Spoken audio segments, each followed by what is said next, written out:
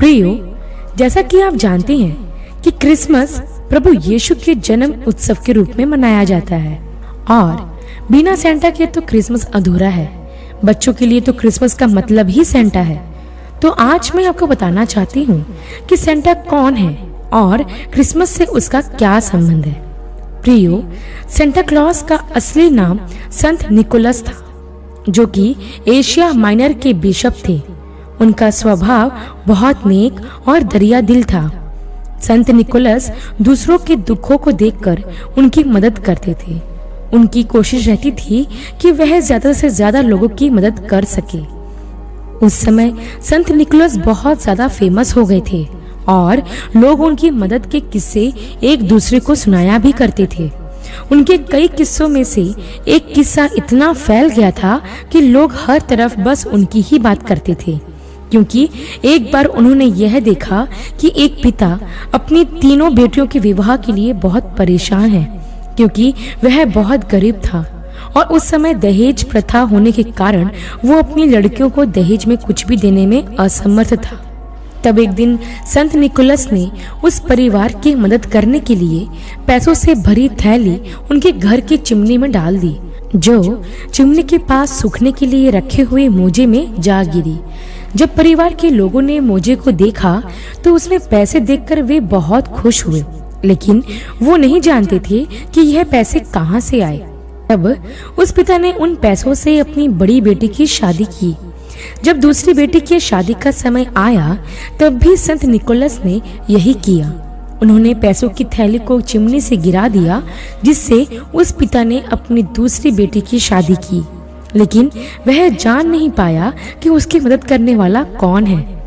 प्रियो, जब तीसरी बेटी के विवाह का समय आया तब भी संत निकोलस ने चिमनी से पैसे डाले, लेकिन इस बार वह छिप न सका। उस पिता ने उन्हें पहचान लिया और आंसुओं के साथ संत निकोलस का धन्यवाद किया। संत निकोलस ने भी उससे कहा कि मैंने जो भी तुम्हारे लिए किया है वह किसी से ना कहना, क्योंकि संत निकोलस नहीं चाहते थे कि उनकी बड़ाई हो। वो चोरी छुपे ही लोगों की मदद करना चाहते थे। कहा जाता है कि संत निकोलस को दियोक्लेतियान के सताव के समय जेल में डाला गया और वहां से छूटने के बाद किसी समय उसकी मृत्यु हो गई, लेकिन लोगों ने इनकी याद में चर्च बनवाया।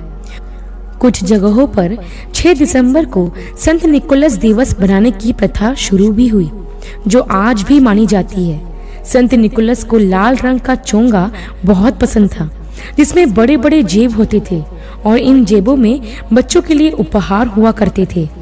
जब संत निकोलस प्रभु यीशु का जन्म उत्सव मनाते थे तो वे अपनी गाड़ी पर घूम घूम कर बच्चों को तोहफे दिया करते थे। उनकी मृत्यु के पश्चात लोगों ने उनकी याद में उनके जैसे पोशाक पहनकर अपने बच्चों को तोहफा देना शुरू किया। कुछ समय के पश्चात यह प्रथा इतनी प्रचलित हो गई कि आज पूरी दुनिया संत निकोलस को सेंटा क्लॉस के नाम से जानती है। और आज भी जब भी क्रिसमस का समय आता है तो बच्चे सबसे पहले सेंटा क्लॉस को ही याद करते हैं, क्योंकि सेंटा क्लॉस का एक गहरा प्रभाव लोगों पर पड़ा हुआ है। लेकिन मैं आपको कुछ महत्वपूर्ण बातें बताना चाहती हूँ जो आपको जानना बहुत जरूरी है, ताकि आप क्रिसमस के समय किसी प्रकार की गलती या पाप ना करें। जैसा कि मैंने आपको बताया, सेंटा क्लॉस कौन है? वह एक साधारण इंसान थे जो हमारी ही तरह प्रभु यीशु पर विश्वास रखते थे। वो प्रभु के जैसे सबकी मदद करना चाहते थे और उन्होंने किया भी, लेकिन उनका क्रिसमस से कोई संबंध नहीं है। आज जब भी क्रिसमस का समय आता है तो लोग, खासकर बच्चे, प्रभु यीशु के बजाय सेंटा क्लॉस को याद करते हैं। कई बच्चों को तो ऐसा लगता है कि क्रिसमस के समय सेंटा क्लॉस आएगा और गिफ्ट देकर जाएगा, लेकिन बच्चों को यह नहीं बताया गया कि क्रिसमस के समय सेंटा क्लॉस से भी बड़ा तोहफा परमेश्वर पिता द्वारा हमें दिया गया है, प्रभु यीशु मसीह के रूप में। क्रिसमस के समय हमें सेंटा क्लॉस को नहीं, प्रभु यीशु को याद करना है कि कैसे उसने अपने आप को दीन करके स्वर्गीय सिंहासन को छोड़ दिया और मानव रूप लेकर हम पापियों को बचाने एक छोटी चरनी में पैदा हुआ। मेरे हिसाब से क्रिसमस का सबसे बड़ा उपहार यदि कोई है तो वो है प्रभु यीशु मसीह, क्योंकि इस दिन दुनिया बनाने वाला खुद दुनिया में जन्म लेता है। प्रियो, आज जिस तरह से क्रिसमस के समय में लोग प्रभु यीशु के जन्म दिवस को मनाते हैं, उसमें सेंटा क्लॉज की कोई भूमिका नहीं होना चाहिए। सेंटा क्लॉज अर्थात संत निकोलस एक धर्मी, दयालु और उदार व्यक्ति थे, लेकिन पश्चिमी देशों ने उनके चरित्र को मनोरंजन का पात्र बना दिया है। उनके जैसे कपड़े पहनकर लोगों का मनोरंजन करना आज सेंटा क्लॉज का यही काम है। लेकिन मैं आपको याद दिला दूं कि संत निकोलस उदार प्रवृत्ति के थे। लोगों की मदद करना उनके स्वभाव में था। संपत्ति की चिंता किए बगैर वह जरूरतमंद लोगों की मदद करते थे। संत निकोलस से हमें भी प्रेरणा लेनी चाहिए कि गरीबों और जरूरतमंद लोगों की कैसे मदद करना चाहिए। प्रियो, वो लोगों को उपहार दिया करते थे। हम क्या करते हैं? हम सिर्फ लेना जानते हैं, देना नहीं। क्रिसमस के समय परमेश्वर ने अपना बेटा दे दिया। संत निकोलस ने अपनी संपत्ति जरूरतमंदों में बांट दी। लेकिन हम क्या कर रहे हैं? हर साल हम क्रिसमस के समय मौज मस्ती करते हैं, पार्टियां करते हैं, नए नए कपड़े खरीदते हैं, अपने घरों को सजाते हैं। हम वो सब कुछ करते हैं जो हम करना चाहते हैं, परंतु वो नहीं करते जो परमेश्वर हमसे चाहते हैं। परमेश्वर चाहते हैं कि प्रभु यीशु के जन्म का समाचार हम जाति जाति के लोगों तक पहुंचाएं।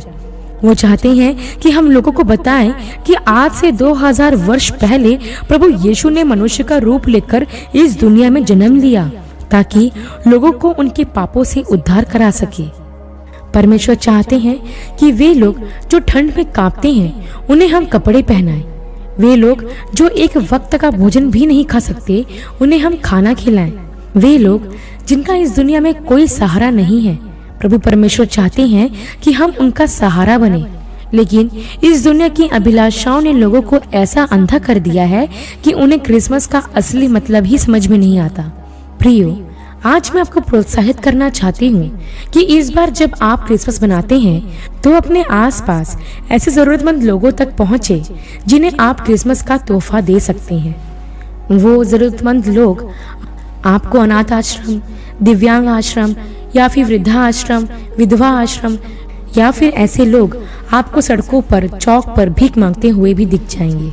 हर एक वो व्यक्ति जिसे हमारी मदद की आवश्यकता है, आप इस क्रिसमस पर उनकी मदद करके उन्हें सबसे अच्छा तोहफा दे सकते हैं। जैसे संत निकोलस ने उस गरीब पिता की मदद की, आप भी किसी की मदद कर सकते हैं।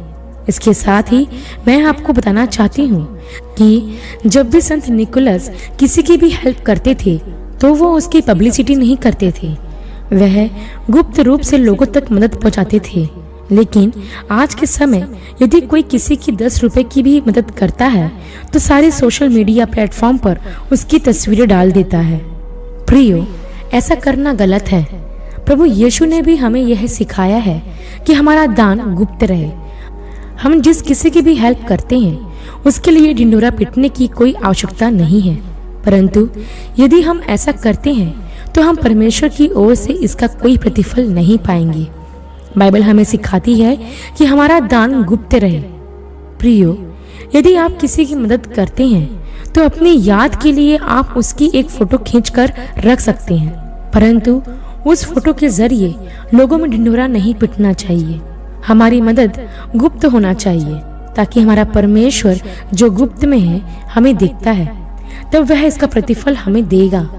प्रियो, अंत में मैं बस आपको इतना ही कहना चाहती हूँ कि क्रिसमस में हमारा पूरा ध्यान प्रभु यीशु के जन्म पर रहना चाहिए, ना कि सेंटा क्लॉज पर। ध्यान रहे कि क्रिसमस पर जितना हो सके उतना लोगों की मदद करें और कोशिश करें कि किसी न किसी तरह से आप लोगों को प्रभु के जन्म के बारे में बता सकें। और एक और बात प्रियो, क्रिसमस पर सेंटा के नहीं प्रभु यीशु के आने का आनंद मनाइए। आशा करती हूँ प्रियो, आज का हमारा यह वीडियो आपके लिए आशीषमय रहा होगा। अगली वीडियो में एक नए विषय के साथ आप सबसे फिर मुलाकात होगी। तब तक के लिए आप सबको जय मसीह की।